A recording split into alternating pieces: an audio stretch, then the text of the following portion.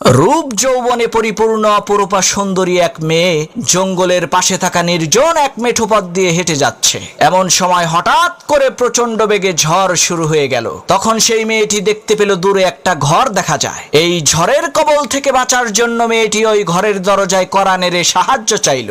একজন টকবগে যুবক ছেলে ঘরের ভেতর থেকে দরজা খুলে সেই সুন্দরী মেয়েটাকে আশ্রয় দিল। এদিকে দিন পেরিয়ে রাত হয়ে যাচ্ছে, কিন্তু ঝড় বৃষ্টি থামার কোনো নামগন্ধ নাই। এমন সময় মেয়েটি দেখতে পেল সেই যুবক ছেলেটি তার হাতের আঙ্গুল মোমবাতির আগুনে পুড়াচ্ছে। এই দৃশ্য দেখে মেয়েটি প্রচন্ড পরিমাণে আশ্চর্য হয়ে বলতে লাগলো, হায় হায় সর্বনাশ, এটা কি মানুষ নাকি অন্য কিছু?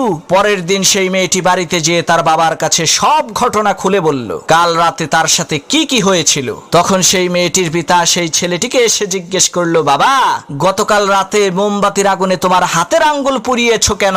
তখন সেই ছেলেটি বলতে লাগলো, চাচা, প্রচন্ড ঝড়ের রাতে আমার এই নির্জন ঘরের মধ্যে আপনার সুন্দরী মেয়েটাকে দেখে আমার মনের মধ্যে কুপ্রবৃত্তি চলে আসলো। তখন আমি আমার হাতকে মোমবাতির আগুনে পুড়িয়ে মনকে বোঝালাম, ওরে মন, এই দুনিয়ার সাধারণ আগুনই তো তুমি সহ্য করতে পারো না, তাহলে জাহান্নামের ওই কঠিন আগুন তুমি কিভাবে সহ্য করবা? ছেলেটির এই সততা দেখে লোকটি বলল, বাবা, একটা রাত তুমি ধৈর্য ধারণ করেছো, তার বিনিময়ে আল্লাহ রাব্বুল আলামিন সারা জীবনের জন্য আমার এই সুন্দরী মেয়েটাকে তোমার করে দিল।